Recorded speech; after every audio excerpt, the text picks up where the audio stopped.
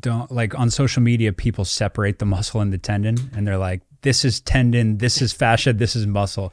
And I'm like, how about we think about them all together? They all work together. If you have a sloppy muscle, your tendon's not going to work. Yeah. I'm sorry. And so like Kobe, people rack their brain going, why did he tear his Achilles? Kevin Durant, why did he tear his Achilles? Well, one, they were a little bit older, but two, you look at the injury history. Kobe just sprained his ankle and he was playing through it. I didn't know that. Okay. Yeah, he just sprained his ankle and they were trying to make the playoffs, so he's still playing high minutes. Boom, Achilles goes. Kevin Durant had a calf strain and he was playing through that calf strain. Boom, Achilles goes. Like there's so many times where you can just go, you can even just look it up on ESPN, like what games did they miss leading up to that? And it's always like ankle, calf. It's always something, and then it happens, and everybody is on social media like, yeah, look at the biomechanics.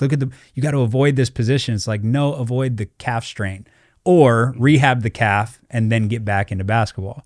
Yeah. Yeah. It's the biomechanic crowd. And then it's also they're being like, let's do prehab to strengthen the Achilles, to make it stiffer and stronger. And I'm like, I don't think that's why it ruptured, was because it wasn't strong and stiff enough. Because Kevin Durant, Kobe, whatever age they were, 30, 35, like it has been strong and stiff their entire life and never ruptured.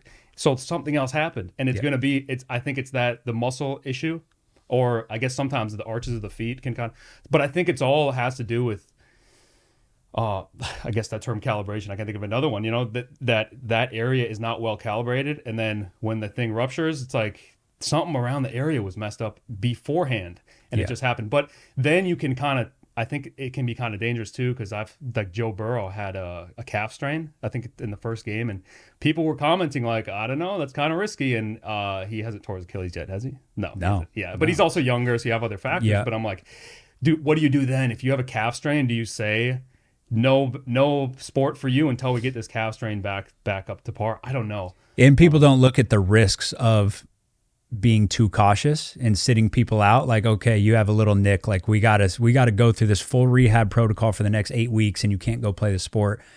I don't care what rehab you do, you're going to be weak when you come back because you're not playing that sport.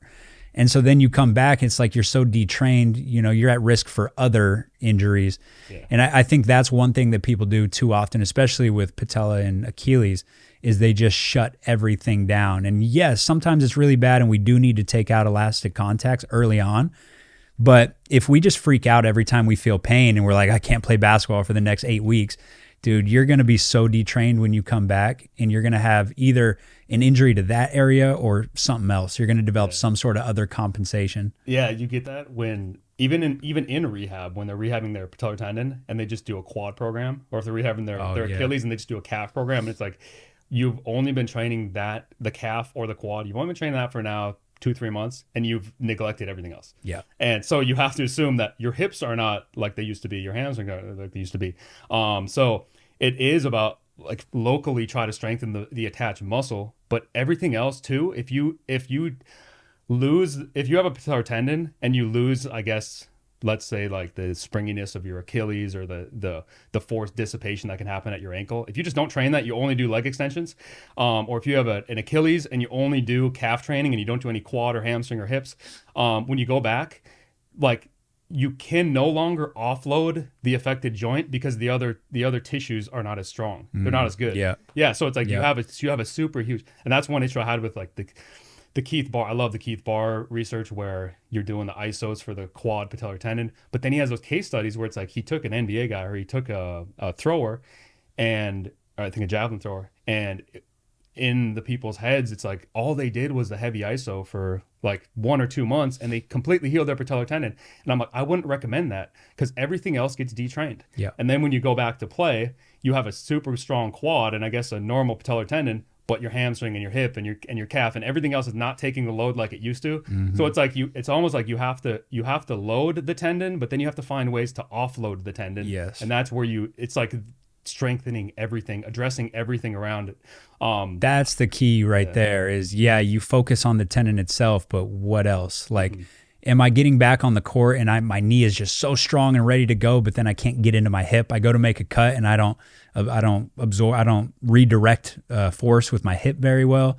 The lower leg is not accepting the force the way it should, and now it's just shooting up through the knee. Yeah, like it doesn't matter how strong you are, like that pain is gonna come back if you don't get the whole kinetic chain working. Yeah, and that's my story with PT, and probably still a lot of kids nowadays. It's just like if you're a basketball player, you think of the forces you got to deal with, and then you're doing PT, you're doing leg raises and like light leg extensions, and it's like that's nowhere near mirroring what happens in sport. So I understand you're probably gonna feel good. You probably feel good doing the light stuff, but look at the end game, and you need to bridge the gap. You need to bridge a gap with like do the light stuff, then maybe isometrics, then heavy lifting to get stronger, and then slowly increase like the store and release load of basketball. But that logical approach, I don't know how common that is out there, because a lot of people do like quote unquote failed rehab. And I think that's a big thing is like you're not bridging the gap from light loaded band exercises to going and dunking a basketball.